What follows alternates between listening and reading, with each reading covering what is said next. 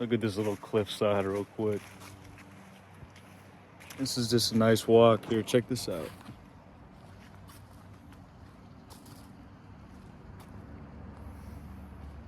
And it keeps going.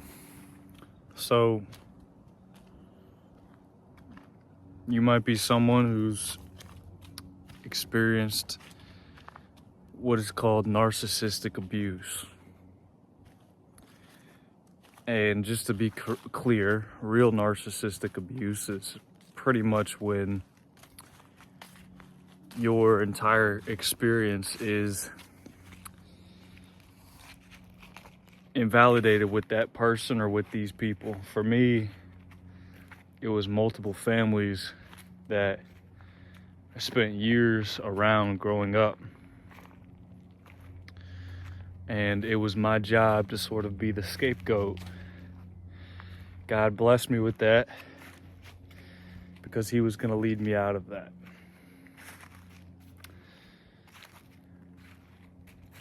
I wanted to get on here today to talk about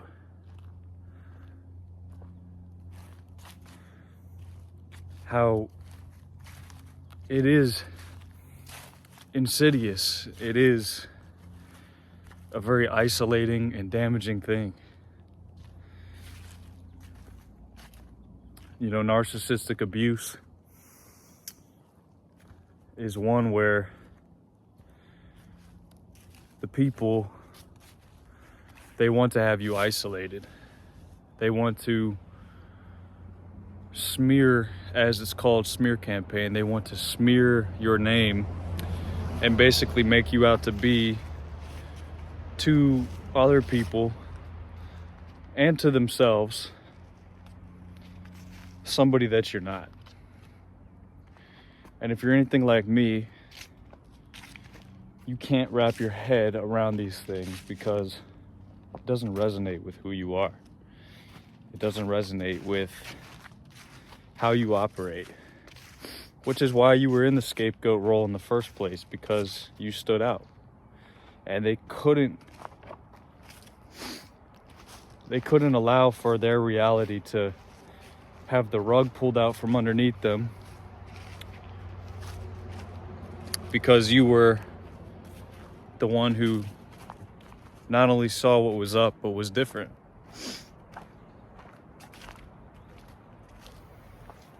And it goes without saying, it doesn't mean you've never done anything wrong in your life. It doesn't mean you were this perfect person.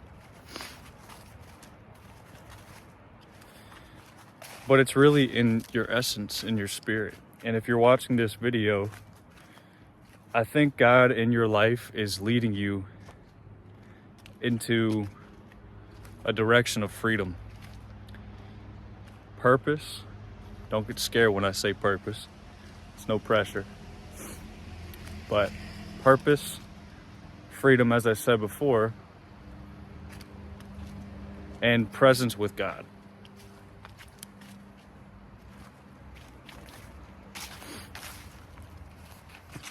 Take a look.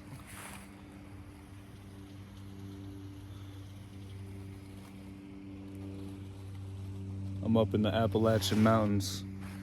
I'm looking forward. I might go to Colorado, man. How could I not?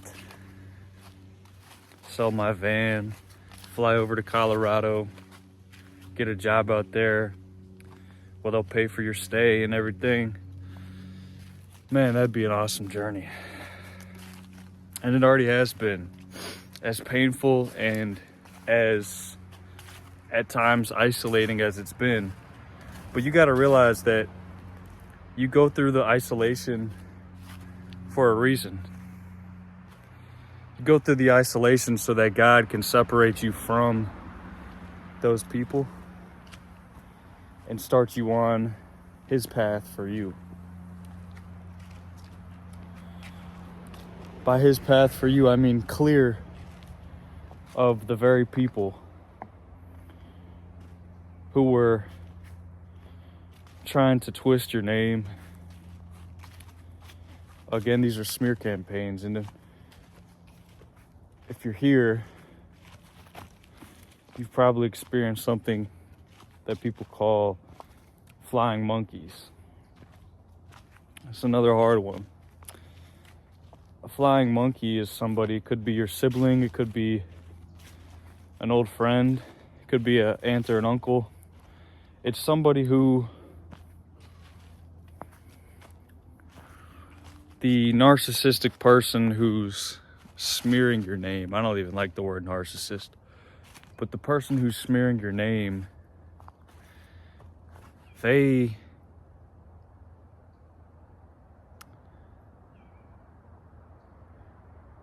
basically have, like I said, convinced other people of who you are.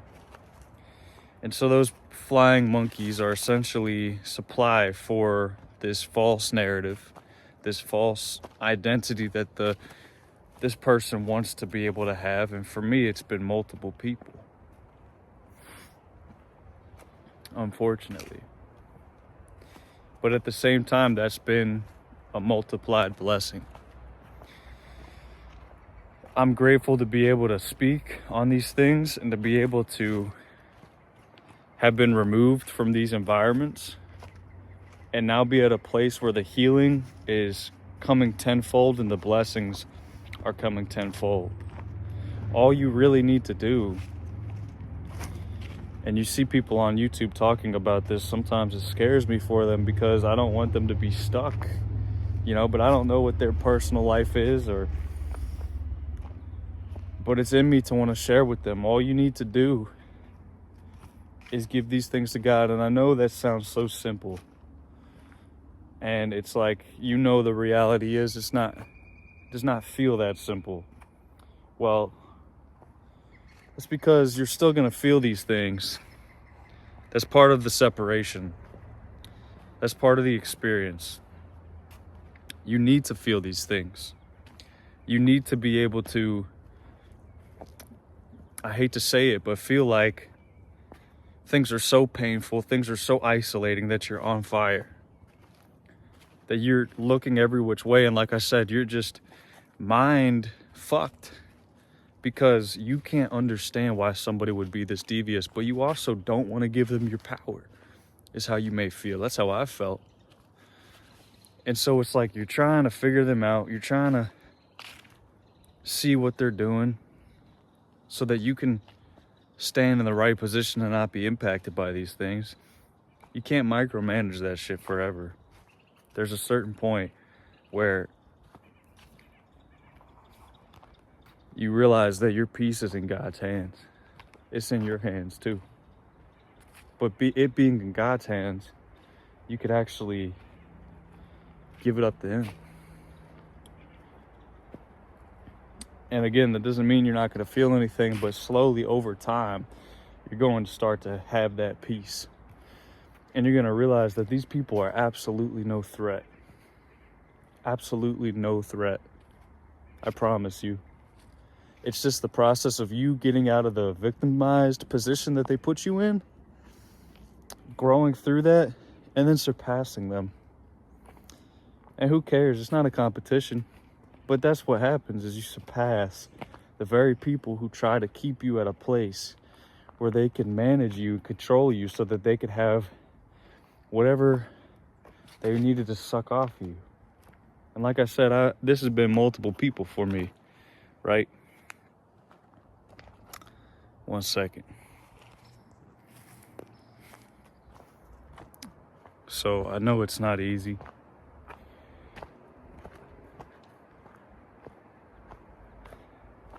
I would love to share some stories with you just so that you are more comfortable knowing that I'm not just talking out my butt. And I'm sure you don't think that, but I went through years of sexual abuse in the family. Like years, 8 years, man. My father and my brother, they used to team up on me, not sexually. That's a different story, but besides the sexual abuse. In fact, the sexual abuse came from the original dynamic between my father and I, and my brother, my father, and I. It was like when I was growing up, and my dad did not sexually abuse me. However, he had a lot of envy and intimidation, even when I was a young boy. And so he sought to push that down so that he can control that, right? Not as an evil menace, but as an insecure person. And my brother caught on, and my dad had multiple affairs when he was at the beginning of the marriage with my mom, and I think for 12 years he was cheating on her, getting caught cheating on her. And of course she stayed and became a codependent type of person.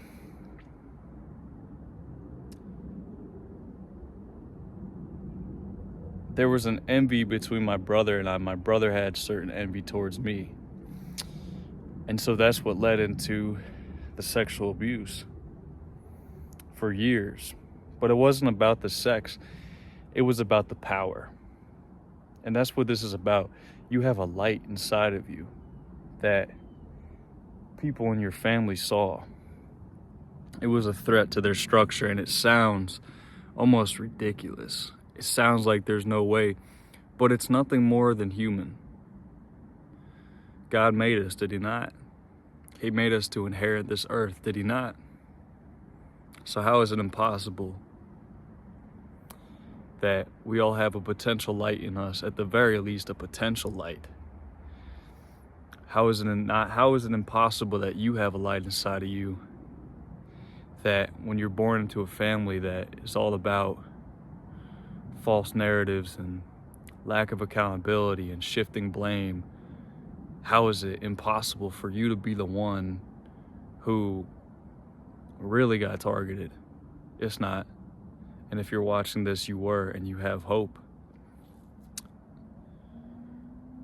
You yourself are hope. You yourself are a walking testimony, man.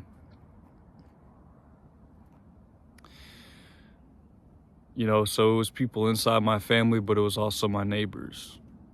It was people outside of my family who saw that I had the emptiness in my family, and they tried to fill that void, but in a way that could make their reality confirm to them in whatever type of way. I know I'm shaking my hand, but it's okay.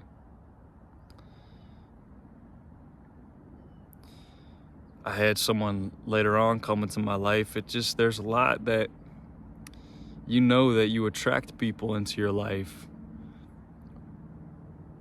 because of the dynamics you experienced as a young kid.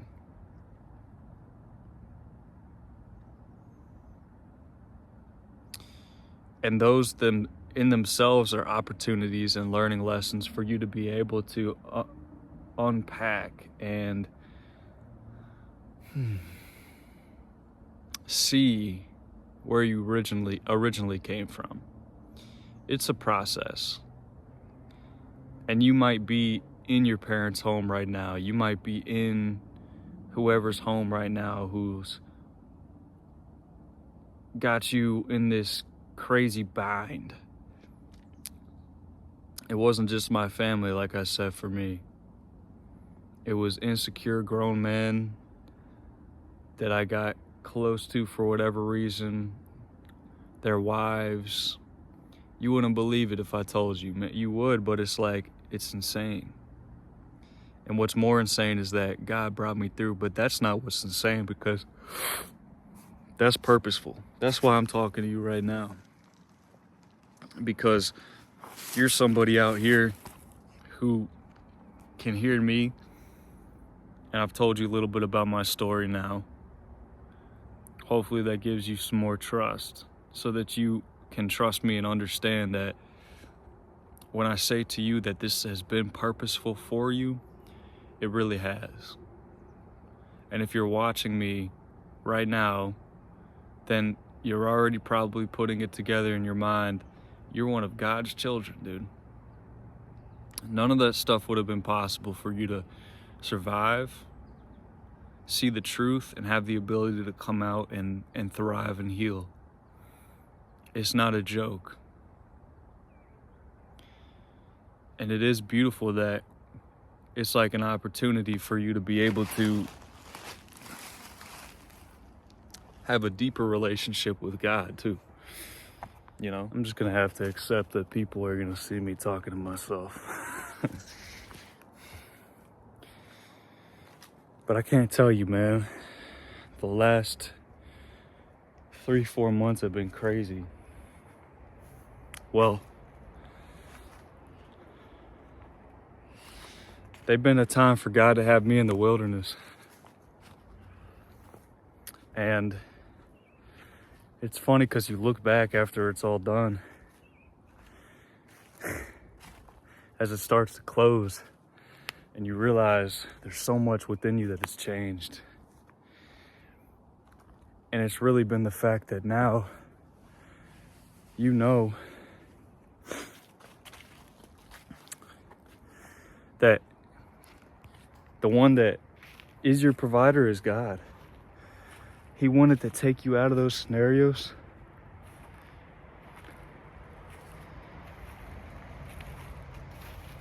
and he wanted to bring you closer to him as he reveals these hard truths to you about the circumstances you were in. And it's going to be painful, it's going to be difficult, because real change has to happen.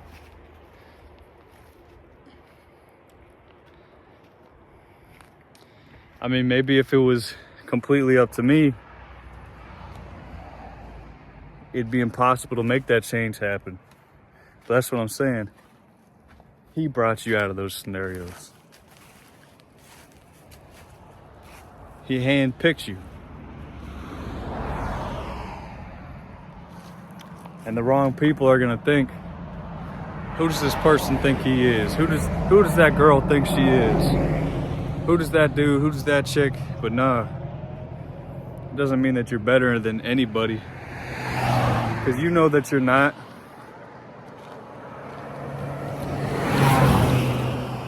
You know that, again, this is just about freedom, presence with God, and whatever the other one was that I had said. That is what it's about.